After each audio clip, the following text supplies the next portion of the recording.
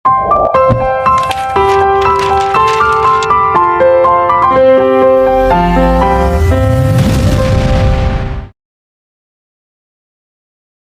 warahmatullahi wabarakatuh. Halo sahabat dakwah bil hikmah. Kembali lagi, kali ini kita akan membahas mengenai pola asuh orang tua terhadap anak di era Gen Z. Oke. Di era Gen Z ini banyak banget nih Pak faktor-faktor yang mempengaruhi perkembangan ataupun pola asuh orang tua terhadap anak. Belum lagi faktor-faktor lingkungan, faktor-faktor dari keluarganya itu sendiri. Nih, boleh nih penjelasan dari Bapak mengenai pola asuh orang tua terhadap anak di era Gen Z, yang mana notabene anak-anak ini mudah banget nih putus asa, menyerah, galau, bimbang.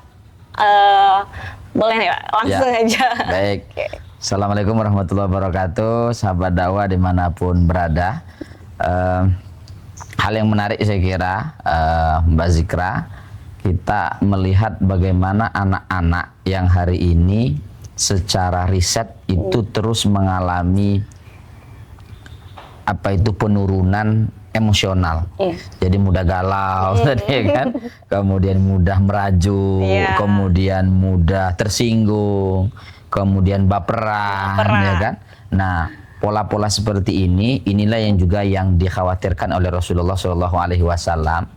Jadi Rasul, termasuk ini salah satu Rasul Allah itu adalah Nabi Ibrahim, itu mengkhawatirkan nanti akan ada satu zaman yang anak-anaknya itu ya yang seperti kita ceritakan ini, begitu kan? Lemah emosinya, lemah imannya, begitu ya kan? Kemudian yang mereka inginkan itu adalah santai-santai, kemudian langsung dapat kekayaan instan begitu. Nah, tentu pola-pola yang seperti ini juga kita perlu waspadai. Namun demikian, usia anak-anak terutama yang memang generasi Z ini memiliki ciri-ciri yang seperti tadi salah satunya disebutkan. Perlu kita waspadai antara lain, yang pertama harus betul-betul kita kuatkan imannya. Jadi fondasi, kalau pondasi ini menjadi hal penting untuk penguatan keimanan.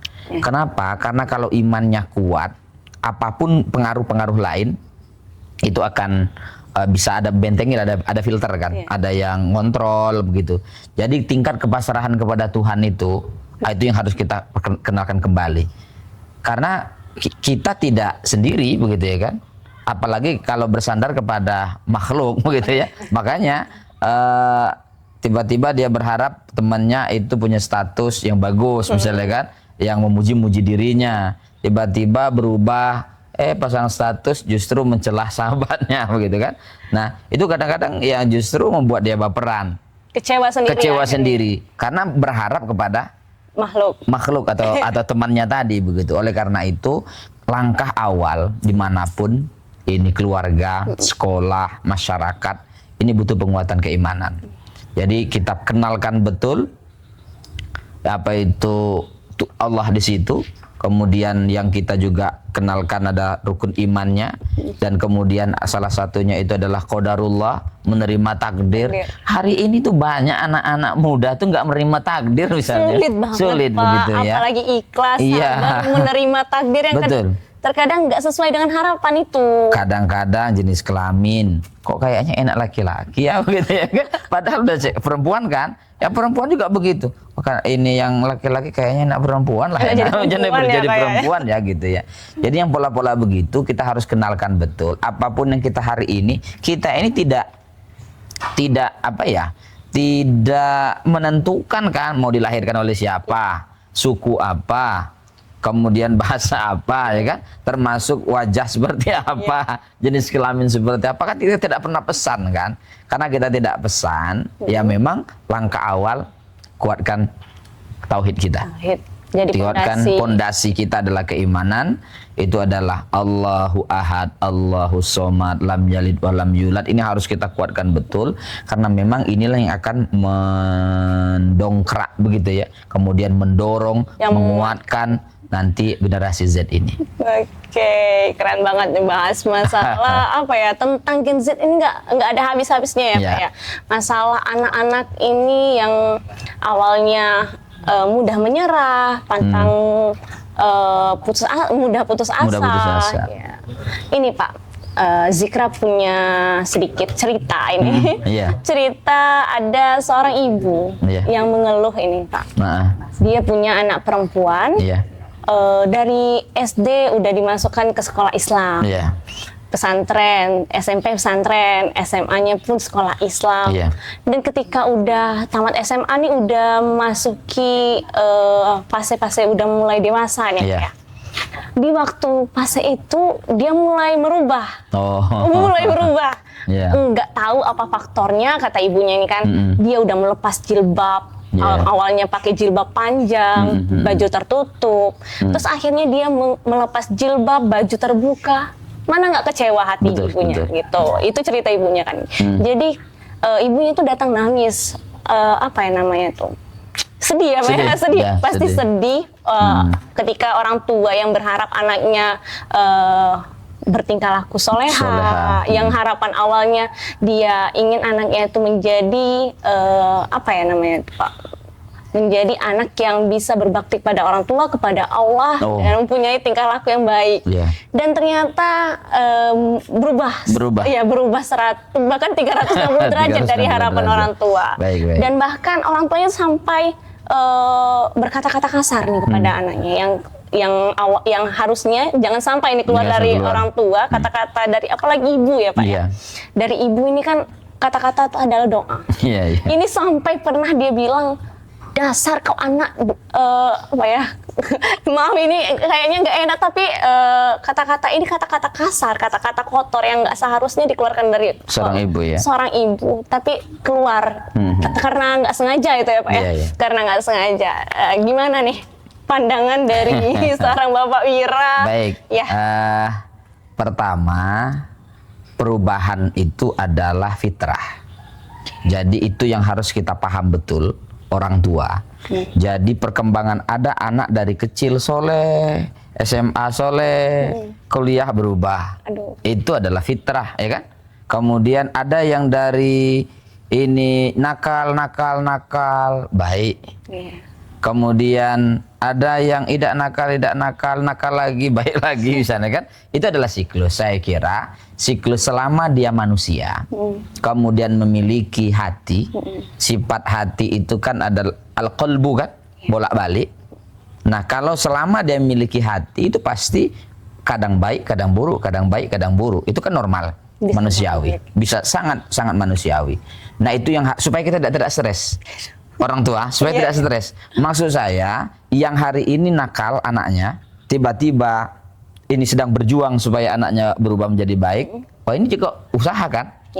Kemudian yang kedua, yang seperti ceritakan Mbak Zikra tadi, anaknya dari nakal, dari baik, kemudian berubah, misalnya kan? Itu juga nggak usah stres, karena yang memiliki hati itu adalah Allah, yang membolak-balikkannya adalah Allah.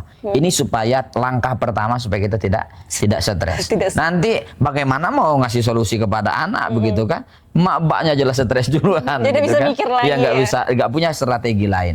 Maka langkah awal itu adalah fitrah, kemudian itu adalah manusiawi, itu adalah Allah yang takdirkan. Kalau Allah sudah takdirkan bolak-balik hati semua orang, berarti ini kan harus ada upaya kita. Ada orang tua yang dari tadi baik kemudian dan berubah, kita akan tahu faktor penyebabnya. Kemudian ada yang dari jahat tiba-tiba akan berubah baik, misalnya kan? Itu akan kita pelajari faktornya. Nah, misalnya anak-anak yang seperti ini pasti ada masalah kan, Pak Zikra ya? Ya, kenapa mereka tiba-tiba berubah?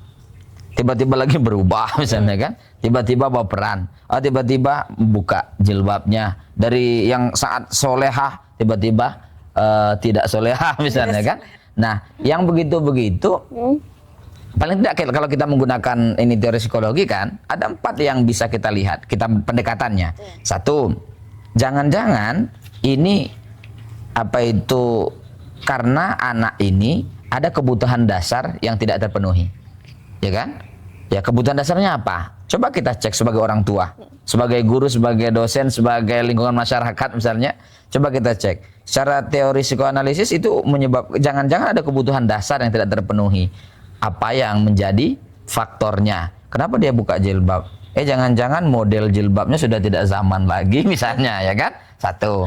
Atau yang kedua itu karena behavioral, karena kelingkungan.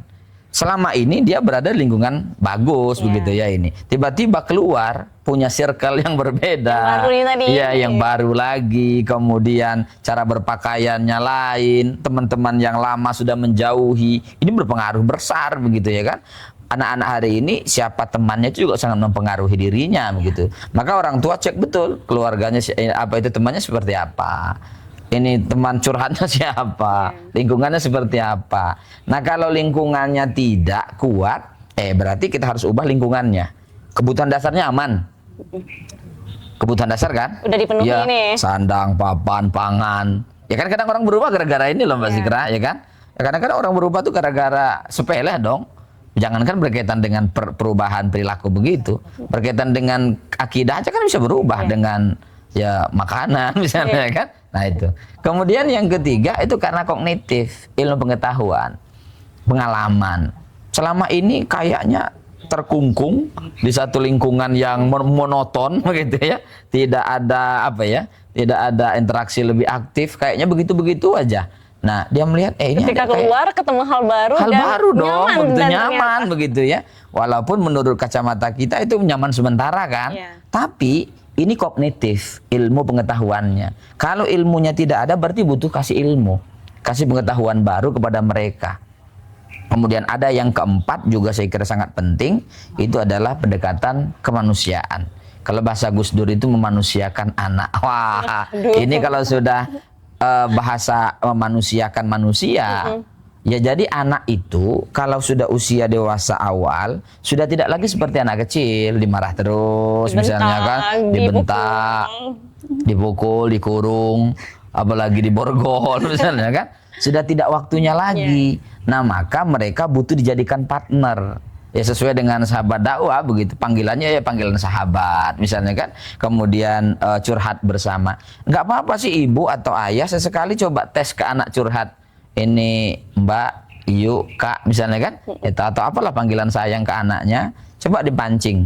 Ini mamah nih punya masalah dong misalnya kan. Ayah nih punya masalah, menurut kakak seperti apa? Karena akan keluar tuh. Bertukar pikiran kan dengan mereka. Karena mereka merasa dimanusiakan begitu. Oh berarti ayah nih dilibatkan. Hal-hal kecil kan? Termasuk pemilihan warna pakaiannya. Termasuk misalnya kira-kira ini warna cat ini kamar Ayu Mbak ini apa yang mau dipilih. Kan sederhana itu. Tetapi itu luar biasa memberikan efek. Nanti ada kepercayaan diri. Kemudian kalau sudah percaya diri, apa yang mereka lakukan? Ya sudah kalau sudah percaya itu kan berarti ada kenyamanan.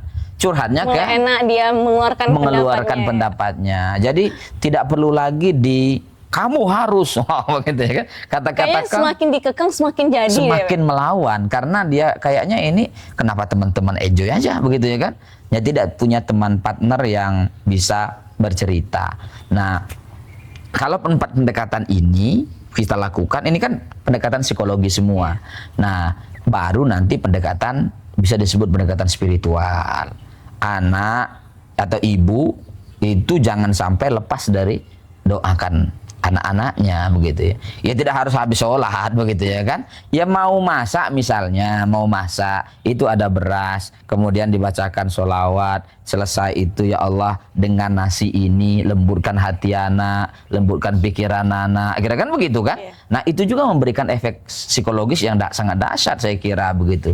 Kemudian misalnya sambil ngepas tidurnya begitu ya kan, itu secara psikologi sambil baca doa atau bersolawat di situ atau baca Al-Fatihah. Setelah itu ya Allah berikanlah kenyamanan kepada anak ini. Saya kira nah itu penting yang kita lakukan.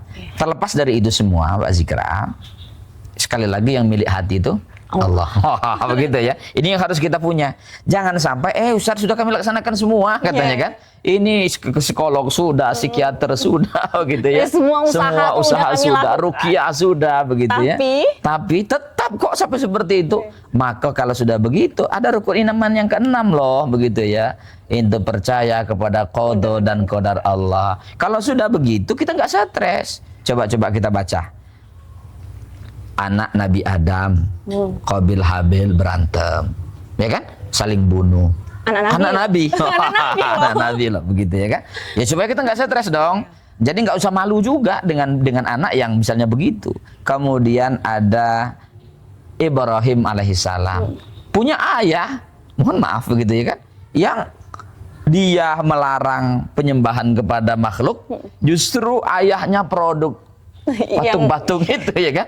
Nah itu kok bisa begitu? Artinya kita harus juga mengeluarkan sekelas Nabi, apa doanya yang tidak dikabulkan begitu ya kan? Tapi kok ternyata ini tidak Allah kabulkan. Nah di situ adalah ladang amal bagi orang tua. Pokoknya tugas orang tua mendidiknya, menyayanginya, membimbingnya. Berubah tidak itu adalah hak Allah. Nah kemudian ada lagi siapa? Nuh begitu kan? Ada ibunya, ada istrinya, ada anaknya. Istrinya durhaka, anaknya juga durhaka, terus sampai ditenggelamkan. Itu berikan isyarat. Sekelas Nabi Nuh begitu kan? Itu luar biasa. Nah, harusnya bisa ya. Harusnya bisa nabi, seorang nabi tinggal ngomong aja begitu kan?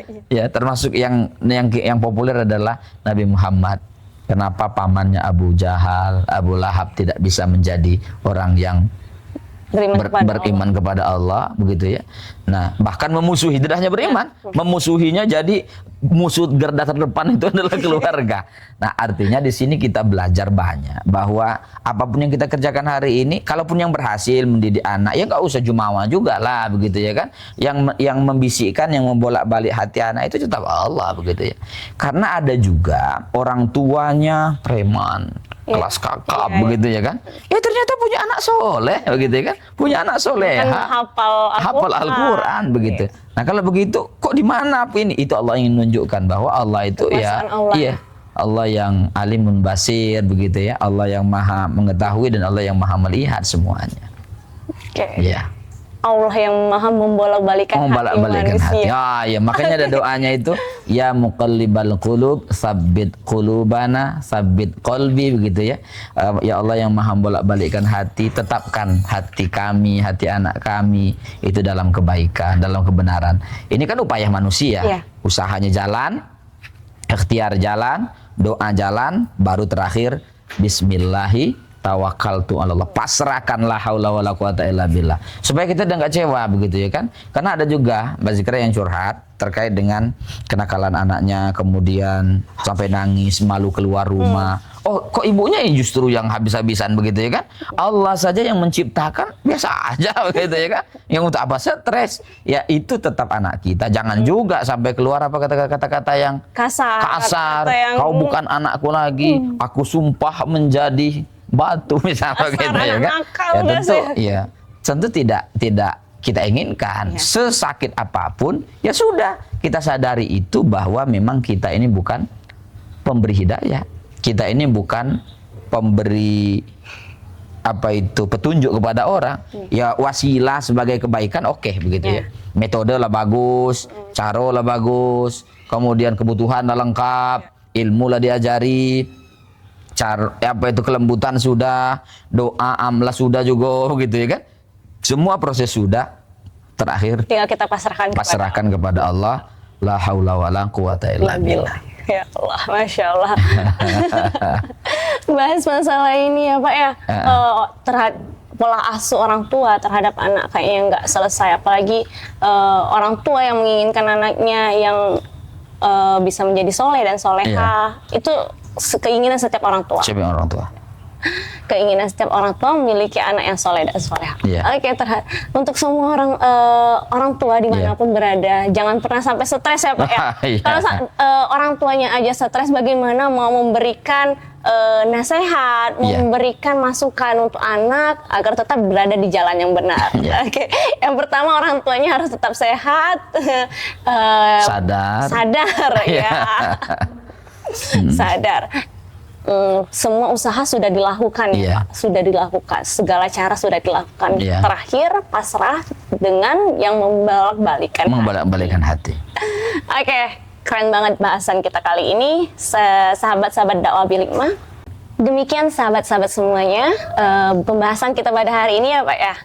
Untuk sahabat-sahabat semua yang punya masalah atau mau curhat kepada dakwah bil hikmah, boleh silakan di komen, nanti boleh kami buat video, nanti kami akan bahas pembahasan sahabat, nanti kita bahas di sini sama-sama ya Pak. Ya, siap. Insyaallah. Oke, sahabat dakwah bil hikmah, kami akhiri. Wassalamualaikum warahmatullahi wabarakatuh. Waalaikumsalam warahmatullahi wabarakatuh.